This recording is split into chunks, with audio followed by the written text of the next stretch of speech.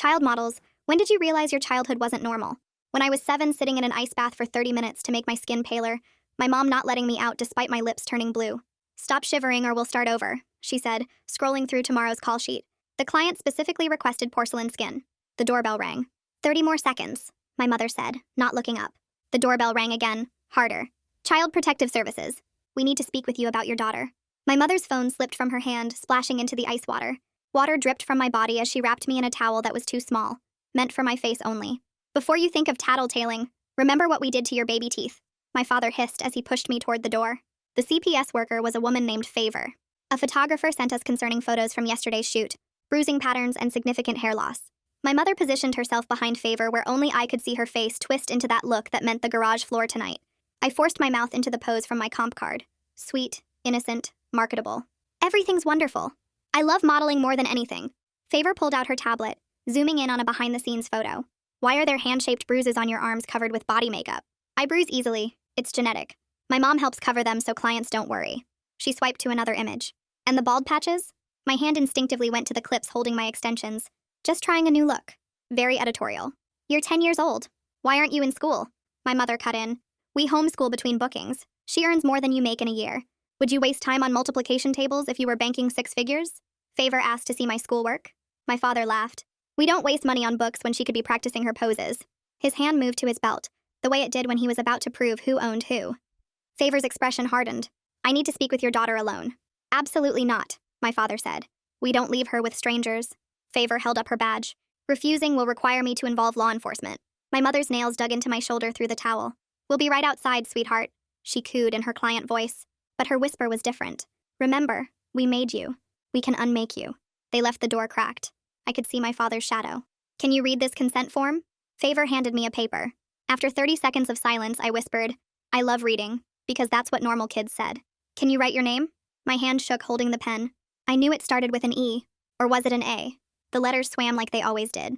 Everything's perfect here, I said louder, knowing they were listening. Favor leaned close. I'm going to ask your parents for complete privacy now. My father burst in. You can't. I can, and I will. Or we can wait for the police. Your choice. They left. Favor shut the door completely.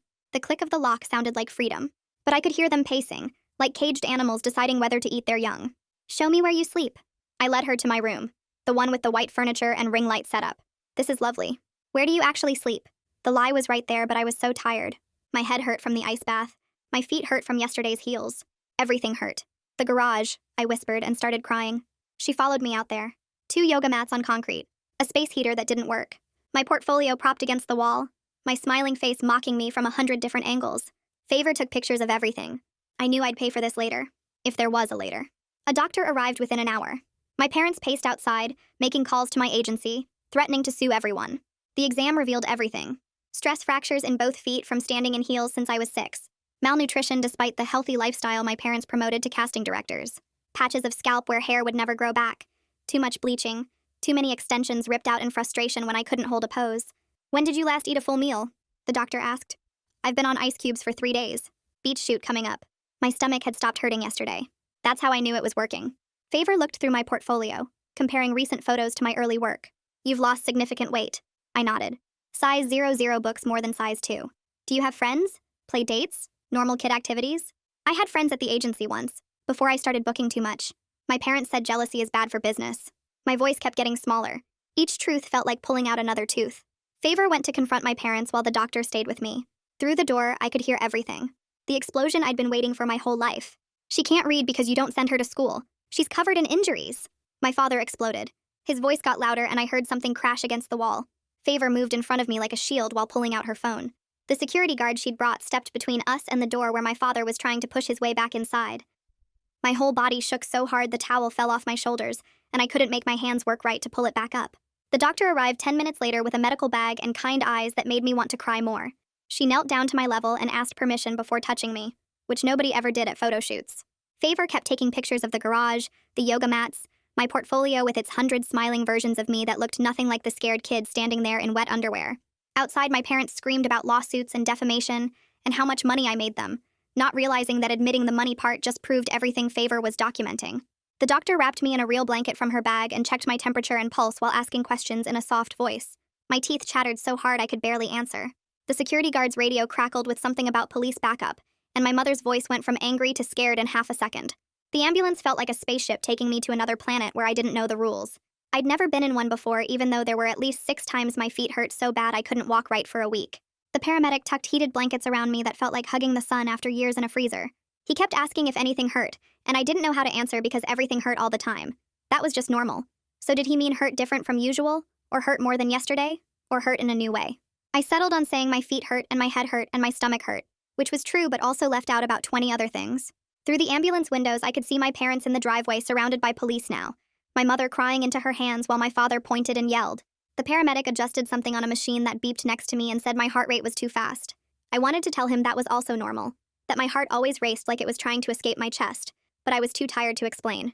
They took me to a private exam area in the emergency room, where a female doctor with short gray hair and gentle hands examined my feet first. She pressed carefully on different spots, and my whole body jerked when she touched the outside of my left foot.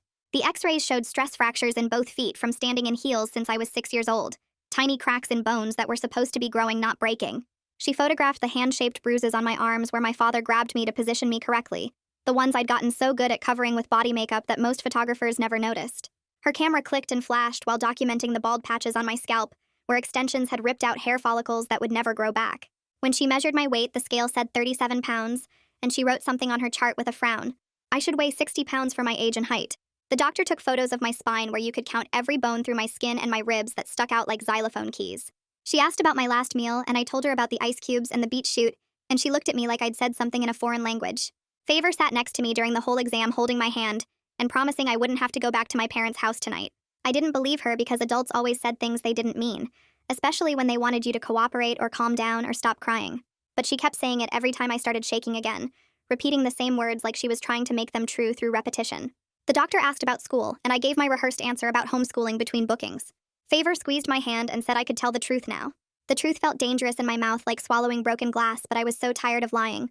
I admitted I couldn't read and didn't know multiplication, and had never been to a real school because my parents said it would interfere with my availability. The doctor and Favor exchanged a look that made my stomach hurt worse than the hunger. My parents arrived at the hospital 40 minutes later with a lawyer in an expensive suit who started threatening everyone in the waiting room about ruining my career. I could hear my mother's voice through the walls getting higher and sharper the way it did right before she got really mean, the tone that meant consequences later. The security guard made them stay in a different area, away from the exam rooms. Their lawyer kept saying words like defamation and false allegations and loss of income, while my mother performed her concerned parent act for anyone watching.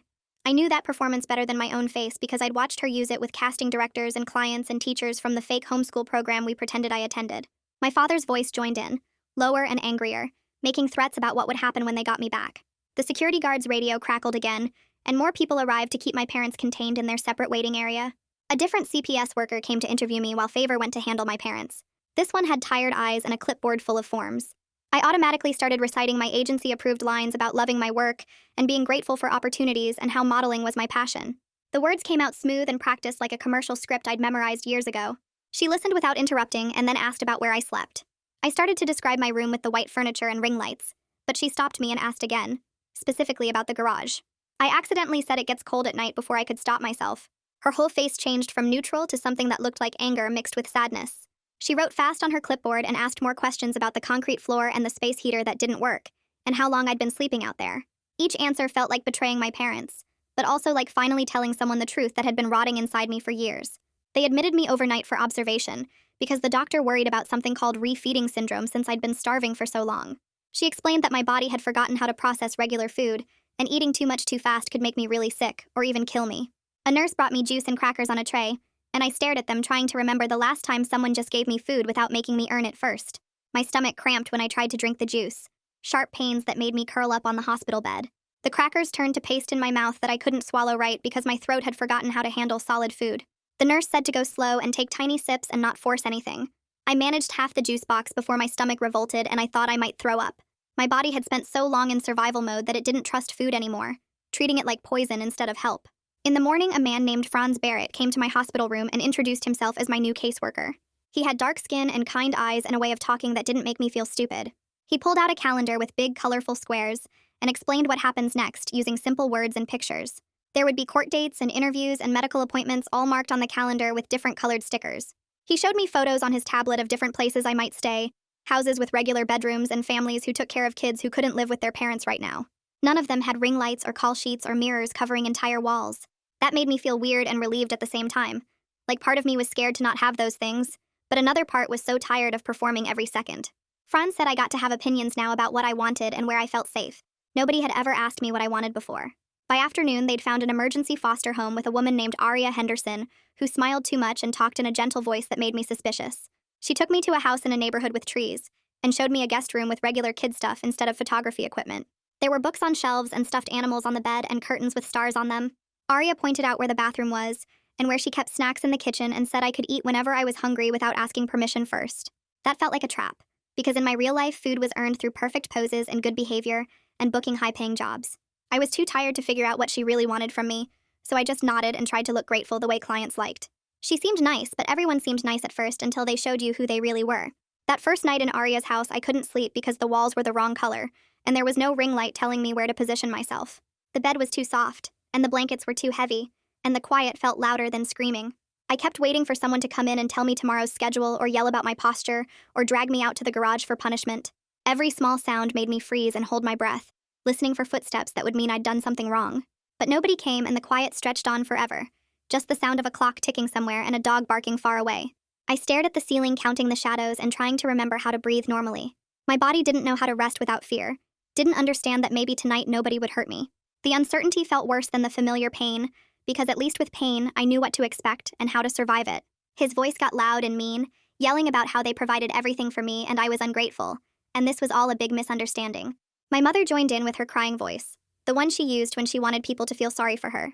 I sat on the exam table picking at the paper covering while the doctor stood near the door like a guard. Favor came back after 20 minutes with 2 police officers and told my parents they needed to leave the property immediately. Through the doorway, I watched my father's face turn red and his hands curl into fists, but the officers didn't move or look scared. My mother grabbed his arm and pulled him toward the parking lot, and the last thing I heard was her saying something about lawyers and custody and how they'd get me back tomorrow. The doctor closed the door and asked if I needed anything, but I just shook my head because my throat felt too tight to talk. Favor sat down next to me and explained that I wouldn't be going home tonight or maybe for a long time, and they'd found a safe place for me to stay. The ambulance took me to the hospital even though I kept saying I was fine, but nobody listened when I said I didn't need all this attention. They admitted me overnight in a pediatric room with cartoon characters on the walls and a TV I didn't know how to work. A nurse brought me juice and crackers on a plastic tray, and when I tried to eat the crackers, my stomach cramped so bad I thought I was dying. She explained something about my body forgetting how to process real food after living on ice cubes, and I felt stupid for breaking my own stomach. Franz showed up the next morning with a backpack full of clothes that weren't mine, and a folder with papers and pictures. He pulled out the calendar covered in colorful stickers and showed me all the appointments coming up, using his finger to point at each square. Court dates and doctor visits and meetings with people I'd never met, all marked with different colored dots. He showed me photos on his tablet of houses where kids stayed when they couldn't live with their parents, regular houses with bedrooms that had actual beds instead of yoga mats. None of them had ring lights or mirrors covering the walls or racks of outfits organized by season and client preference. Looking at those normal rooms made my chest feel weird, like I was scared and relieved at the same time.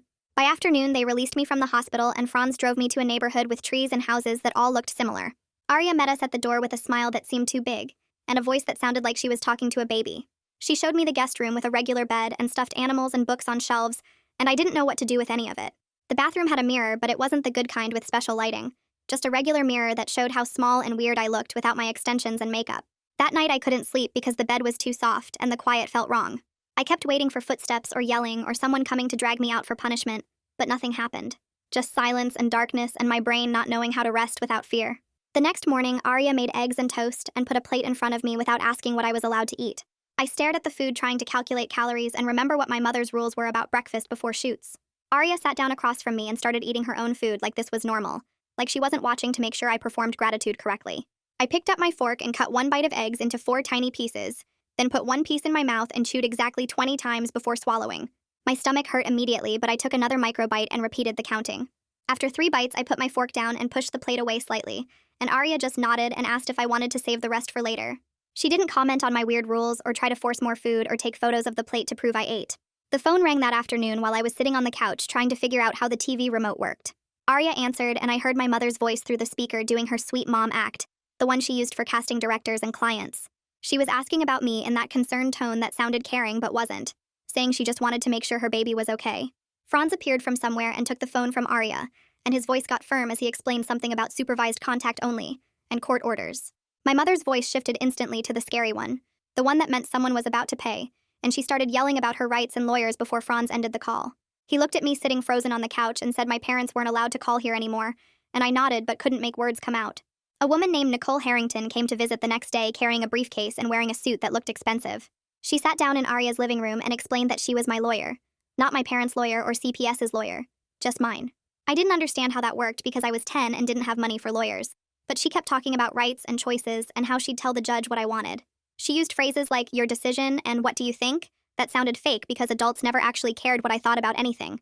But she kept saying it, kept asking my opinion about stuff, and I didn't know how to respond. Franz's phone kept buzzing with messages from the modeling agency about my commitments and contracts and clients who were expecting me. He showed me some of the messages that used words like breach and obligations, and made it sound like I was the one breaking rules by getting taken away from my parents. The agency manager left a voicemail saying they needed to discuss my future and responsibilities, and Franz played it on speaker so I could hear how they were trying to manipulate me. Then he blocked their number and explained that agencies don't own people no matter what my parents told me. But I still felt guilty about the clients I was disappointing, and the shoots I was missing. On day 3, Franz came back with papers that had a judge's signature, and he explained using simple words that my parents couldn't take me anywhere without a supervisor watching. He called it an ex parte order and showed me where the judge had checked boxes and written notes. I felt my shoulders relax slightly, knowing there was an official rule keeping them away. But I also felt terrified because I knew my parents would find some way to punish me for this, even though I didn't ask for any of it. That night, I found my comp card in the bag of stuff they'd brought from my house, the glossy photos showing me in different poses and outfits with my stats printed on the back. I stared at the girl in those pictures who looked happy and successful and professional, and I didn't recognize her. I hid the card under the mattress because I didn't want Arya to see it, but I couldn't throw it away either. Looking in Arya's bathroom mirror, I saw a scared kid with messy hair and no makeup, nothing like the polished model in the comp card photos. Franz explained they'd filed something called a dependency petition that listed all the ways my parents hurt me, and there would be a court hearing in 2 weeks to decide what happens next. He pulled out the calendar again and marked the important dates with stickers, which felt babyish but actually helped me understand the timeline. A woman named Sage Meadows interviewed me at the Child Advocacy Center in a room with toys and dolls and a camera mounted in the corner. She had dark skin and a gentle voice, and she asked me to show her using the dolls what happened at home. I told her about the ice baths and sleeping in the garage and not going to the school, and she recorded everything on the camera that she said only the judge would see. Talking about it out loud to a stranger made it feel more real and more shameful at the same time. They sent me for more medical tests at a different hospital where doctors took x-rays of my feet and found stress fractures plus evidence of old breaks that had healed wrong. One doctor examined my scalp and took close-up photos of the bald patches where hair wouldn't grow back, and another doctor measured my bones and said I was smaller than I should be for my age. Franz told me later that all these reports would help prove my parents hurt me, and I felt validated that people believed me, but also ashamed that strangers were documenting all my damage. The school district sent someone to Arya's house to evaluate me for enrollment, and she brought forms and papers covered in words I couldn't read. I stared at the intake form for 10 minutes trying to make the letters make sense, but they just swam around like they always did. After watching me struggle, the evaluator realized I was completely illiterate and started making notes about special education assessment and testing. I wanted to disappear into the floor or run away or anything except sit there while she wrote down how stupid I was. She asked me basic questions about letters and sounds, and I couldn't answer any of them, and her face got sadder with each wrong answer or silence. By the time she left, I felt like the dumbest person alive, and Arya tried to tell me it wasn't my fault, but I knew I should have learned to read somehow, even without school. Franz drove me to my first appointment with Celeste Cook 3 days later, in an office building that smelled like coffee and carpet cleaner. The waiting room had magazines I couldn't read, and a fish tank where one orange fish kept swimming in circles by itself. Celeste opened her door and smiled without showing too many teeth, gesturing me inside to a room with 2 chairs and a bookshelf and gray walls that didn't hurt to look at. I sat in the chair farthest from the door and started counting the white tiles on the floor because that was something I could control. 1, 2, 3, 4. She sat down across from me and didn't say anything. 5, 6, 7, 8. I kept waiting for her to pull out dolls or art supplies or make me talk about feelings, but she just sat there with her hands folded in her lap. 9, 10, 11, 12. After maybe 10 minutes, she said her office was a safe place where I didn't have to do anything I didn't want to do.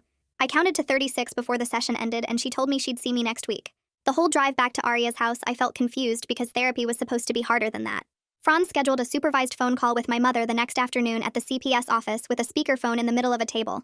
He sat next to me with a notepad, and my mother's voice came through sounding small and far away. She started crying immediately, telling me how much she missed me and how empty the house felt without me. Then her voice changed, and she reminded me about all the sacrifices she made, driving me to castings at 5 in the morning, paying for my comp cards, turning down her own career opportunities so I could shine.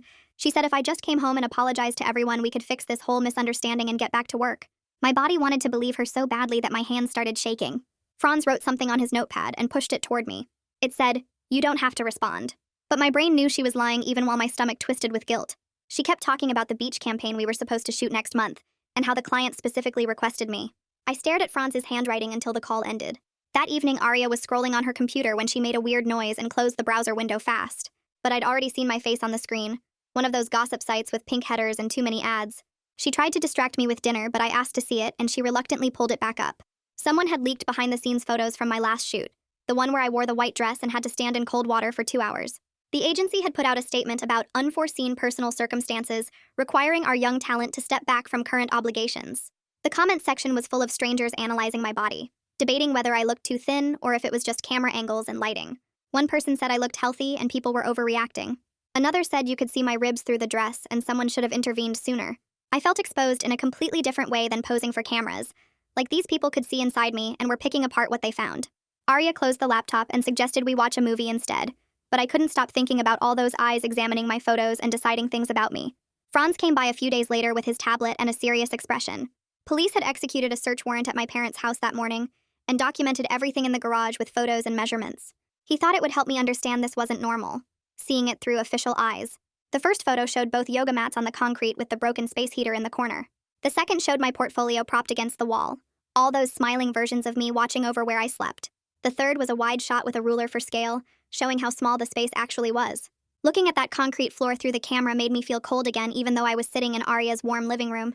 Franz pointed out details in the photos like he was narrating evidence, but I just kept staring at that blue yoga mat and remembering how the cold would seep up through it into my spine. He put the tablet away when he noticed I'd stopped listening. Arya set up a meeting with a nutritionist who created a meal plan that wouldn't shock my system after years of starvation. The nutritionist explained about refeeding and how my body had forgotten how to process regular food, but knowing the science didn't help when every bite of solid food brought cramps that doubled me over. Some days I could only manage protein shakes and broth, sipping slowly while my stomach cramped and twisted. Other days I'd eat half a piece of toast and spend an hour in the bathroom feeling like my insides were trying to turn themselves inside out. Arya never pushed or made me feel bad about it, just kept offering small portions and celebrating when I managed to finish anything. I hated that my stomach had forgotten how to be hungry properly after all those years of ice cubes and laxatives. The nutritionist said it would take months for my digestive system to heal. Months felt like forever when every meal was a battle. My first day at public school felt like walking onto a set where everyone else knew their blocking, but nobody had given me a script. The teacher was nice enough, introducing me to the class and assigning me a desk near the window. Everything seemed okay until she asked us to share our favorite books, and I automatically said, "I love reading," because that's what normal kids said. But then she smiled and asked me to read aloud from the chapter book on my desk. I stared at the page for 30 seconds while the letters swam and rearranged themselves. The other kids started whispering. The teacher's smile got smaller. Finally, I whispered that I couldn't read, and the classroom went completely silent. She recovered quickly and called on someone else, but I felt every eye on me for the rest of the day. At lunch, I sat alone at the end of a table and nobody talked to me. Lyle Edwards pulled me out of class the next week for testing in a small office with puzzles and flashcards and questions that felt designed to prove how stupid I was. But after 2 hours of assessment, he told me I had severe dyslexia that nobody had ever identified because I'd never been in the school. He explained how my brain processed letters differently, and it wasn't about intelligence at all. He created something called an IEP with specialized instruction and accommodations, using words like multisensory approach and Orton-Gillingham method. Then he said I was actually smart, just needed different teaching strategies. I started crying right there in his office because I'd spent my whole life thinking I was too stupid to learn. He handed me tissues and said we'd start working together 3 times a week. For the first time, I felt like maybe reading wasn't impossible, just something I hadn't been taught the right way. The preliminary hearing happened 2 weeks later in a courthouse with metal detectors and security guards. Franz explained I didn't have to be in the courtroom with my parents, so I sat in a separate room watching everything on a video screen. The judge was a woman who looked tired and wore reading glasses on a chain. She reviewed all the evidence while my parents sat at a table with their lawyer, both of them dressed nice and sitting up straight like they were at a client meeting. The judge talked about the medical reports and the photographs and the educational neglect, using official language that made everything sound even worse. Then she ordered that my parents could only see me with supervision and had to complete parenting classes and psychological evaluations and other services before anything could change. She said I was staying in foster care for now and my case would be reviewed in 6 months. When I heard those words, I felt my shoulders drop about 2 inches, like I'd been holding them up by my ears without realizing it. Franz squeezed my hand and said this was good news. The modeling agency sent a letter to Franz a few days later that he read out loud to me in Arya's kitchen. They claimed my parents' methods were just industry standard rigor, and that all successful child models required dedicated management and strict scheduling. They requested access to me for contract discussions and mentioned several upcoming opportunities I was contractually obligated to fulfill. Franz read it in a flat voice that made every word sound more ridiculous. But hearing them try to make everything sound professional and normal made me doubt my own memories of what happened. Maybe the ice baths were just part of the job. Maybe sleeping in the garage was necessary for early call times. Maybe I was the problem for not being tough enough. Franz must have seen something in my face because he stopped reading and said agencies don't get to abuse kids and call it business. He filed the letter away and said he'd handle it. School picture day came the following week, and I didn't know it was happening until the photographer set up in the gym. Kids lined up by class, and the photographer positioned each one on a stool against a blue backdrop, adjusting shoulders and tilting chins. When my turn came, I walked up to the stool, and he smiled and said to sit up straight and give him a big smile. Suddenly, I was back in every shoot where I had to hold uncomfortable positions until my muscles screamed, where my mother would pinch my side if my smile wasn't bright enough, where I wasn't allowed to move or blink or breathe wrong. My chest got tight and I couldn't pull in enough air. The photographer kept talking, but his voice sounded far away and tinny. I backed away from the stool and my vision started closing in from the edges. Someone grabbed my arm and walked me out of the gym. The school counselor let me sit in her office until I could breathe normally again, and she said I could opt out of pictures this year. Nobody made me feel bad about it or asked me to explain. I sat in her office for the rest of the period counting the books on her shelf and feeling my heartbeat slow back down to normal. The counselor let me stay until the bell rang, and then walked me back to class where everyone was already working on math problems I couldn't read. My next therapy appointment with Celeste happened 2 days later, and she noticed me picking at the skin around my thumbnails until they bled. She asked if I wanted to learn something that might help when the scary feelings got too big, and I nodded because anything was better than feeling like my brain was trying to kill me. She taught me to name 5 things I could see right then in her office. So I said the clock and the tissue box and the plant in the corner and her shoes and the carpet. Then 4 things I could touch, and I pressed my hands against the couch fabric and the wall and my own knees and the wooden armrest. The feelings didn't disappear, but they got smaller, like turning down the volume on something that was too loud. That night at Arya's house, I woke up from a dream about the ice bath and my whole body was shaking and I couldn't remember where I was. I made myself do the 5 things, 4 things exercise, and named the nightlight and the dresser and the window and the door and the ceiling, then touched the blanket and the pillow and the mattress and my own hair. After a few minutes, I could breathe normally again, and I realized this was the first time I'd ever made the panic stop by myself, instead of just surviving it until it went away on its own. The next morning, Nicole called and asked me to come to her office because she needed to show me something important. Franz drove me there, and Nicole had papers spread all over her desk with numbers and dates and my name on them. She explained that my parents had opened bank accounts using my information and deposited over $200,000 from my modeling work over the years. I stared at the numbers because that seemed like enough money to never worry about anything. But then Nicole showed me the current balance, and it was only $18,000 left. She asked if I knew where the money went, and I said no, because my parents never told me about money except to say I needed to book more jobs. Nicole filed something called a motion to freeze the remaining funds and investigate the spending, and her face looked angry in a way that made me feel protected instead of scared. I sat there looking at all those deposits with dates next to them, realizing each one represented a shoot where I stood in uncomfortable positions, or wore clothes that hurt or smiled until my face ached, and my parents had taken all of it and spent it on things I'd never see. They didn't just hurt my body with the ice baths and the heels and the starvation, they also stole the future I'd earned by surviving all of that. 2 days later, Franz showed up at Arya's house looking upset and holding his phone. The modeling agency manager had sent him an email with the subject line that said resolution discussion, which sounded professional and reasonable. But when Franz read it out loud, the message was included a direct quote from my father saying, "We made you. We can unmake you," like the agency thought using my father's exact threat would somehow help their case. Franz immediately forwarded it to the police and the judge's office and explained it would be added to my case file as evidence of ongoing intimidation. I felt sick knowing those words were now part of my permanent record, that anyone who ever looked at my file would see that quote and know my father thought of me as something he created and owned instead of a person. The agency was trying to sound reasonable while literally threatening me in writing, and somehow that felt worse than my parents doing it directly, because at least with them, I always knew they were dangerous.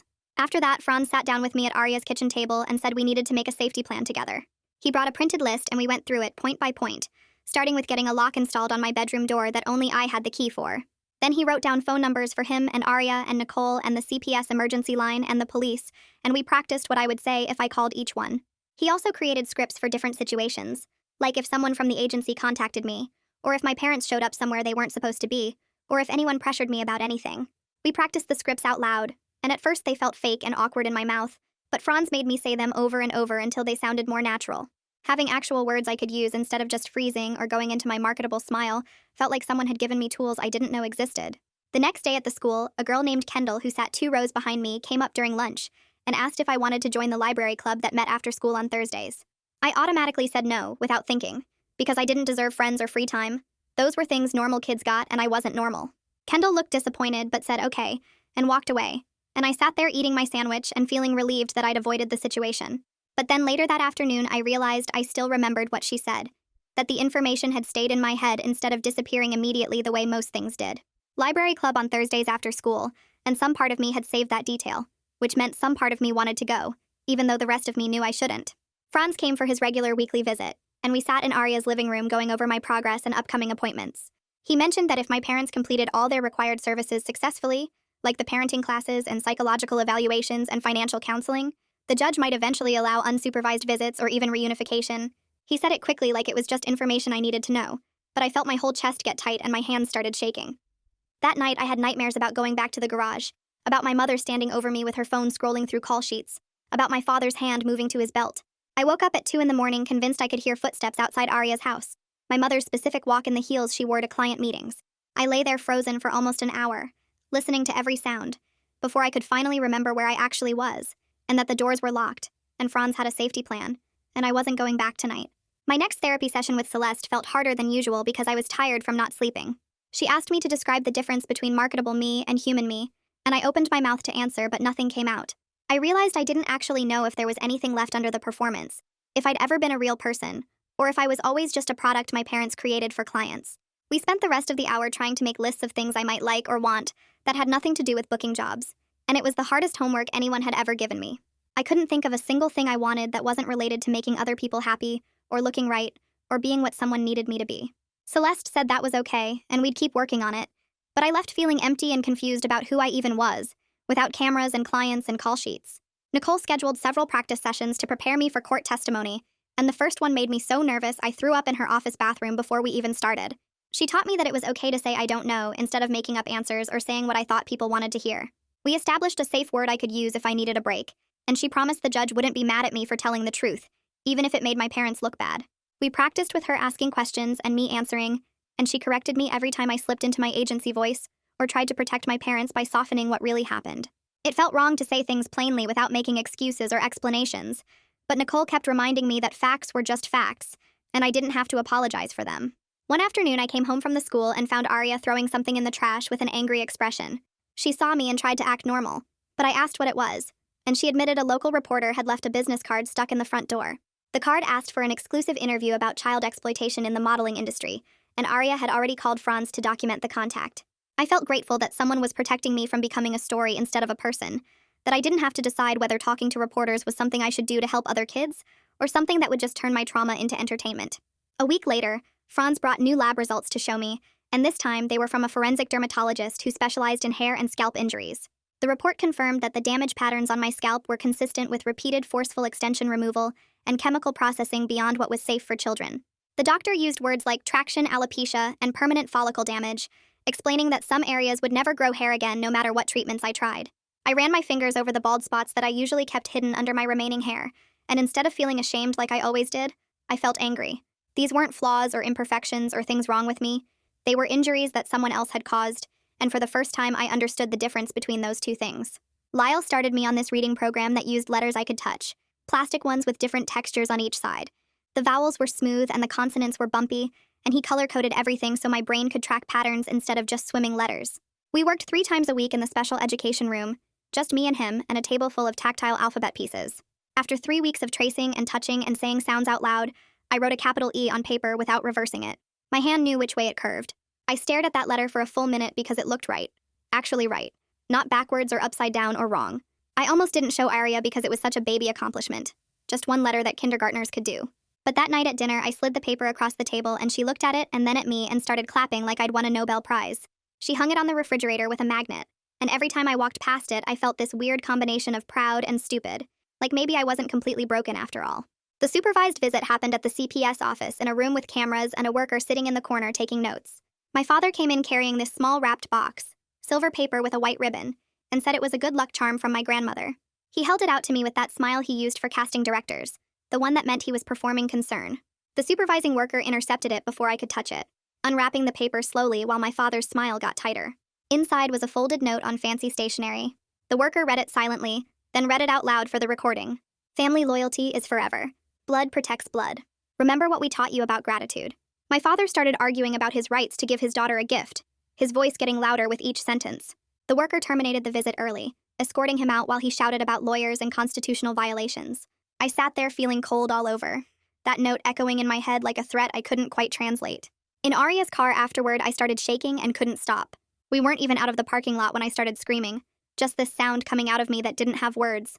I clawed at my arms, trying to hurt myself because I felt like a traitor for not taking my father's gift, for letting them intercept it, for being the reason everything fell apart. Arya pulled over into a random parking lot and turned off the engine. She didn't try to grab my hands or tell me to stop or say it would be okay. She just sat there while I screamed and cried and hit the dashboard and tried to hurt myself. Eventually, I ran out of energy, my throat raw and my hands throbbing. She reached over slowly and asked if she could hold me. I nodded because I couldn't talk anymore. She pulled me against her shoulder and I shook for probably 20 minutes while she just breathed steady and didn't try to fix anything.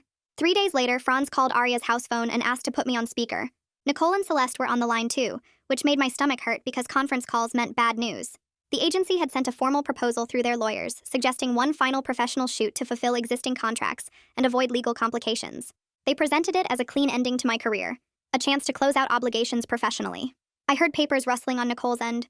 Before anyone asked my opinion, all three of them started talking over each other, rejecting it. Nicole said absolutely not. Franz said they already sent a response denying the request. Celeste said my recovery came before any contract. They didn't ask what I wanted or if I thought I should do it. They just protected me without making it my decision. And I sat there staring at the phone, feeling strange and good at the same time. Like maybe adults were supposed to do this. Franz came by the next afternoon with his calendar and bad news. The adjudication hearing got delayed by 2 weeks because the court calendar was backed up with emergency cases. 2 more weeks of not knowing what happens next.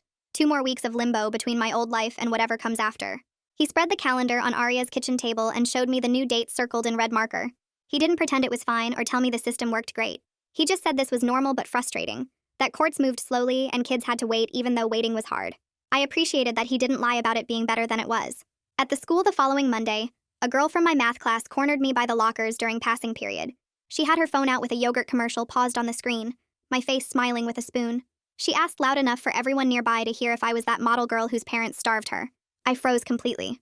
All my trained responses disappeared and I couldn't access the scripts I'd learned for handling questions. My mouth wouldn't work.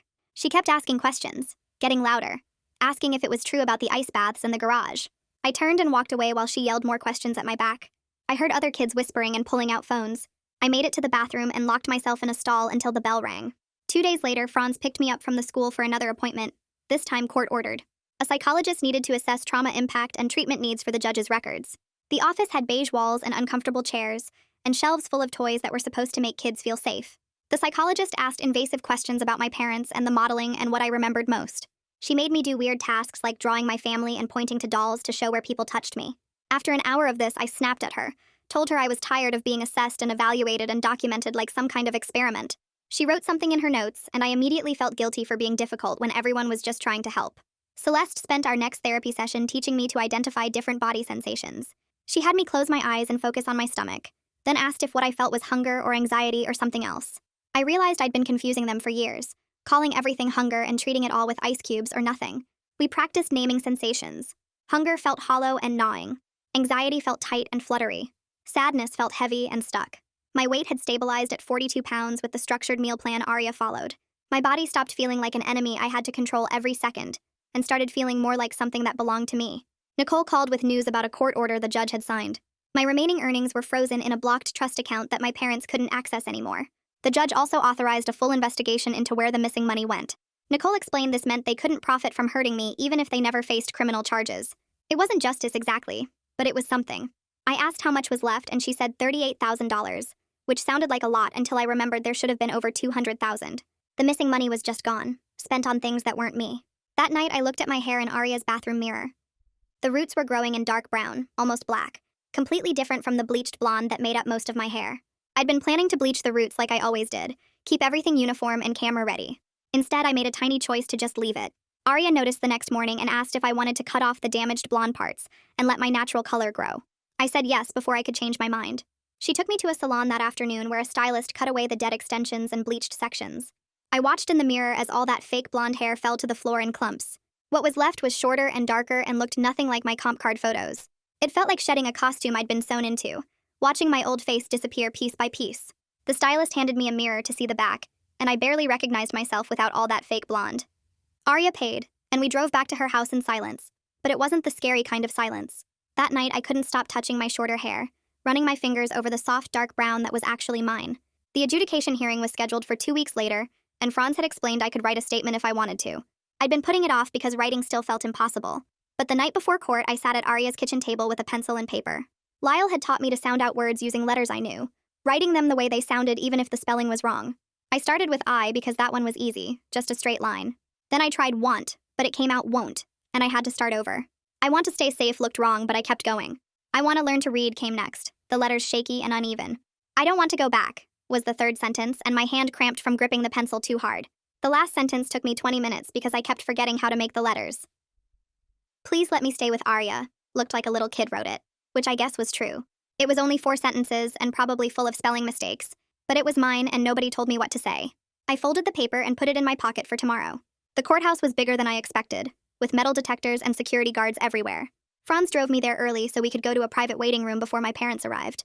Nicole met us in the hallway and reviewed what would happen, using simple words and checking that I understood each step. Through a window in the door, I could see the courtroom filling up with people I didn't know, all of them carrying folders and looking official. Then my parents walked in with their lawyer and I stopped breathing for a second. The lawyer wore a suit that probably cost more than Arya's car, carrying a leather briefcase that looked heavy.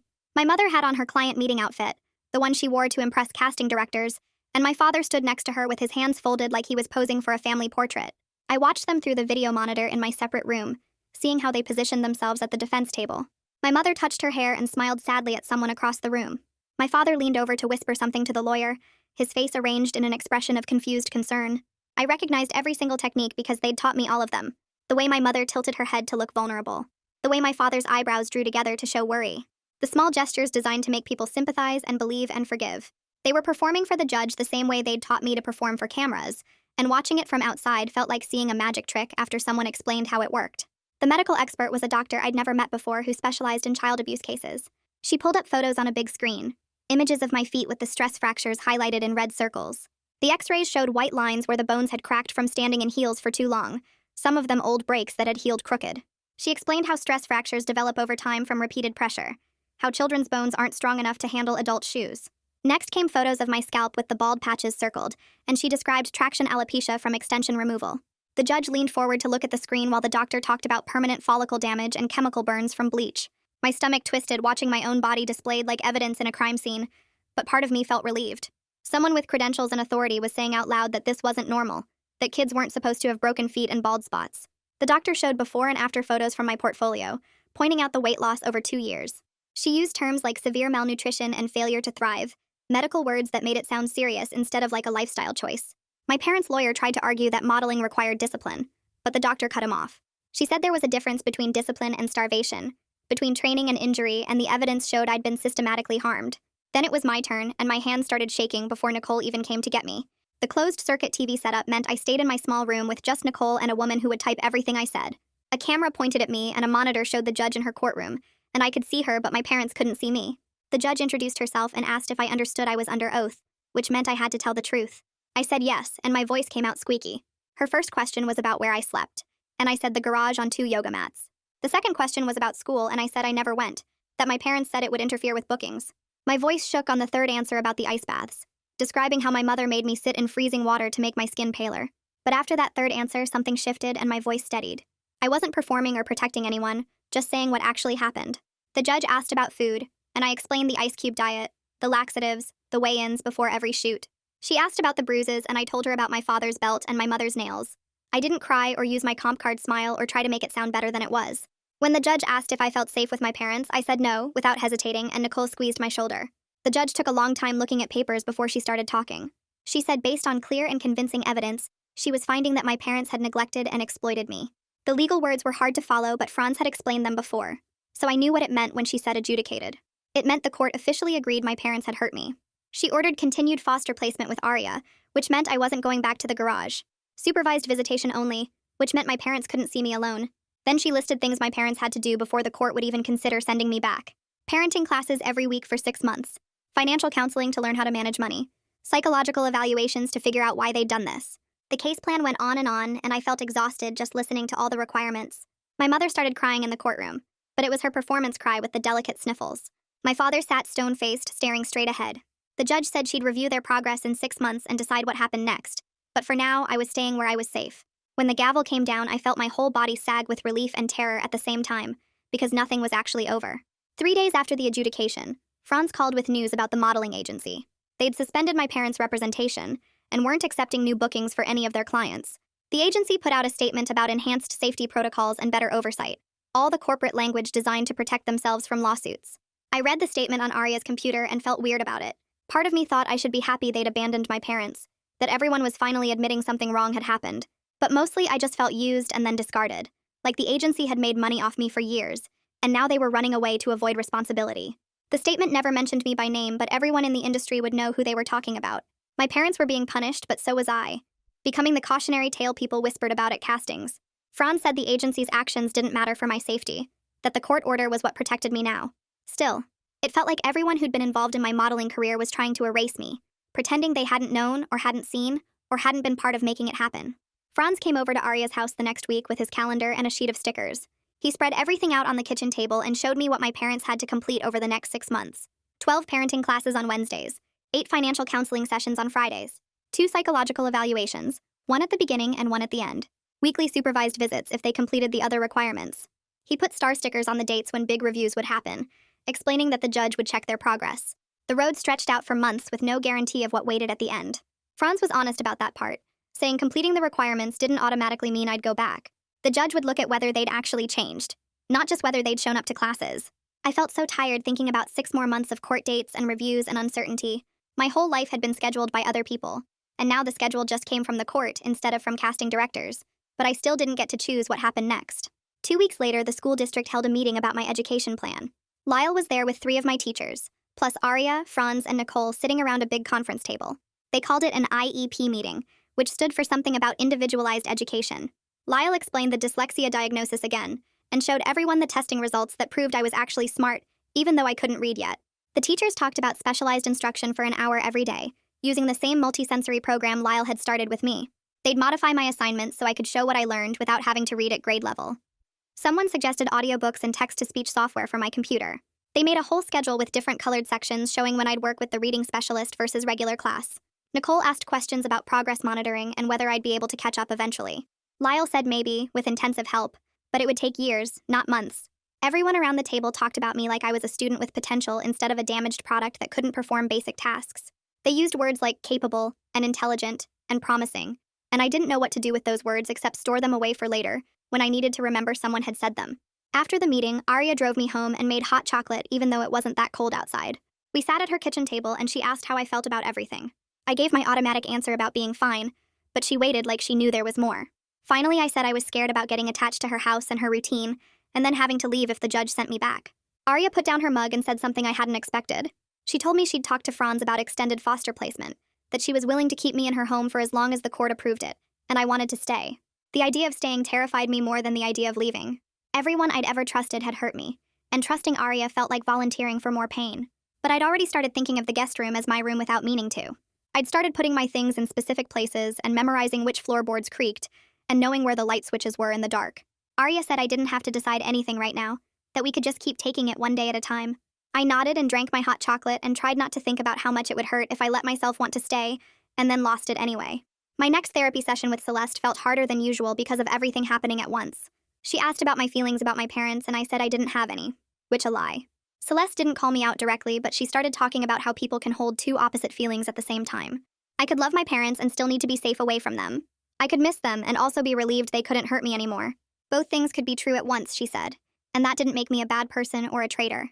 Nobody had ever given me permission to have complicated feelings before. My parents had always demanded absolute loyalty and gratitude. The court system wanted me to be clearly traumatized and afraid. Everyone seemed to need me to pick a side and stick with it. But Celeste said feelings weren't logical or simple, that I could hate what my parents did and still wish they'd been different people who could have loved me safely. She said recovery meant learning to hold all those contradictions without trying to force them into a neat story. I left her office feeling more confused than when I'd arrived, but also lighter somehow, like I'd been given permission to be messy and uncertain instead of performing clarity I didn't feel. The next day, Arya took me to a shoe store that had rows and rows of kids' shoes in normal sizes. She asked what kind I wanted, and I didn't know how to answer, because I'd never picked shoes based on what I wanted before. The salesperson measured my feet and said I was a size 3.5, then brought out sneakers with cushioned soles and no heels at all. I put them on and walked around the store, and my feet didn't hurt. They just didn't hurt for the first time in years, and I had to sit down on the little bench because I felt dizzy from how normal it felt. Arya asked if they fit okay, and I nodded but couldn't talk because I was trying not to cry in the middle of the shoe store. She bought 2 pairs without asking the price, and I carried the bag to the car thinking about all the times my feet had hurt so bad I wanted to scream, but couldn't, because the photographer needed happy faces. We drove home and I wore the new shoes inside the house even though Arya said I didn't have to, and I walked back and forth across the kitchen just feeling what it was like to move without pain. A few days later, Nicole called and asked if I could come to her office because she had something to show me.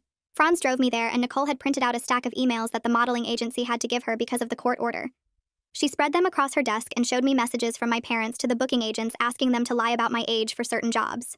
One email from my mother said I could pass for 8 if they styled me right and please don't mention the stress fractures to the athletic wear client. Another one from my father told them to cover my bald spots with extensions before sending photos, and the client doesn't need to know about any medical issues. Nicole let me read through them slowly, sounding out the words I could manage and asking her about the ones I couldn't. Each email made me feel sicker because I'd thought maybe the agency people didn't know how bad things were. But they knew, and they helped hide it because booking me made them money too. Nicole explained that not everyone was equally guilty, but they all chose to protect the business instead of protecting me. I asked if that made them bad people, and she said people are complicated, which wasn't the simple answer I wanted, but probably the true one. That afternoon, Nicole showed me different paperwork about the money investigation. She'd found $38,000 in an account my parents couldn't access anymore, and the judge said it could go into a block trust for me. But over $160,000 was just gone, spent on my parents' cars and clothes and the house they lived in while I slept in the garage. Nicole explained that some of the money was too old to recover, and some of it my parents had spent in ways that made it legally complicated to get back. I asked if we could get more of it, and she said probably not, and I felt angry and relieved at the same time. Angry because they'd stolen from me and wouldn't have to give it all back. Relieved because at least I'd have something, and that was better than nothing. Nicole said this was what partial justice looked like, and sometimes you have to accept that some things stay broken even when you prove they were wrong. The next week, Franz took me to a supervised visit with my mother at the CPS office. A worker sat in the corner taking notes while my mother hugged me too tight and cried into my hair. She said she was sorry about everything, and she'd been under so much pressure from the agency and the clients, and I'd always been such a difficult child to manage. She talked for 20 minutes about how hard the modeling industry was, and how much she'd sacrificed, and how I never appreciated what she did to make me successful. I sat there listening to her turn the apology into reasons why everything was partly my fault, and I felt myself getting smaller in the chair.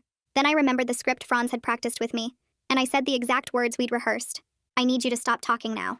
My mother's mouth fell open like I'd slapped her, and she started to argue, but the supervisor held up her hand. She told my mother the visit was about respecting my boundaries, and if she couldn't do that, we'd end early. My mother went quiet, and I felt something shift inside me, like maybe my words could actually make things happen instead of just bouncing off walls.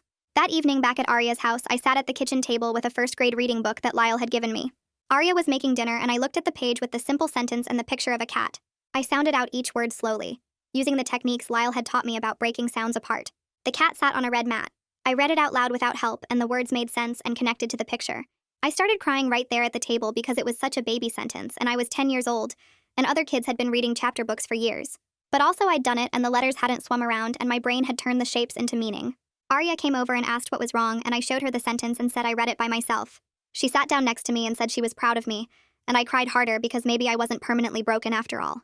As November moved toward December, Franz came over with his calendar to talk about the holidays. He asked which traditions felt safe and which ones reminded me of photo shoots. I told him I hated cameras and fake smiles and performing happiness for other people's pictures. We made a list of rules that said no photos without my permission, and no posting anything online, and no making me pose or say cheese or any of that stuff. Arya read the list and signed her name at the bottom, saying she agreed to follow every rule. Having control over how people documented me felt strange and powerful, like I'd taken back something that had always belonged to other people. Franz said this was part of me learning what my boundaries were and how to enforce them, and I taped the list to the refrigerator where everyone could see it. A few days later, Franz brought me a card that had arrived at his office. It was from Favor saying she'd transferred to a different unit that worked with teenagers instead of younger kids. She wrote that she was proud of how brave I'd been and she'd always remember my case. Reading it made me feel sad because Favor was the first person who'd believed me, and now she was leaving. Franz explained that CPS workers moved around between units a lot, and it didn't mean she'd forgotten about me. He said the system wasn't designed for kids to keep the same worker forever, even though that would be easier. I asked if he was going to transfer too, and he said not right now, and I tried not to think about what would happen when he eventually did. That week, I started keeping a journal that Arya had bought me, a notebook with blank pages and no lines. I wrote using the phonetic spelling Lyle had taught me and invented my own words for things I didn't know how to spell yet. My sentences looked weird and wrong, but they were mine, and they said what I actually thought instead of what someone told me to think. I wrote about the shoe store and the supervised visit and reading the cat sentence. I wrote about being scared and angry and confused all at the same time. Reading back my own thoughts felt like meeting someone I didn't know existed underneath all the performing and posing and client-friendly quotes. The words were messy and misspelled, but they were real, and they belonged to me. On a regular Tuesday at recess, a kid from the art class came up to me with a camera and asked if I could be in his school project about portraits. I said no without apologizing or explaining why. He asked again, and I said no again, and walked away toward the playground. I chose the swings instead and sat down on the black rubber seat and started pumping my legs. The swing went higher and higher, and my stomach dropped on the downswing, and the wind pushed my hair back from my face. Other kids played around me, and nobody cared that I'd said no to the camera or asked why I was being difficult. The future was completely uncertain, and I didn't know if my parents would finish their classes, or if I'd stay with Arya forever, or if I'd ever catch up to my grade level in reading. But right now, I was safer than I'd ever been, and my feet didn't hurt in my new shoes, and I could say no without the world ending. That was enough for right now. That's where we'll leave this story today. I know that was heavy, but I hope it reminded you that there are people out there who will fight for kids who need help. If this story touched you, a like really helps others find it. Take care of yourself, okay? See you next time.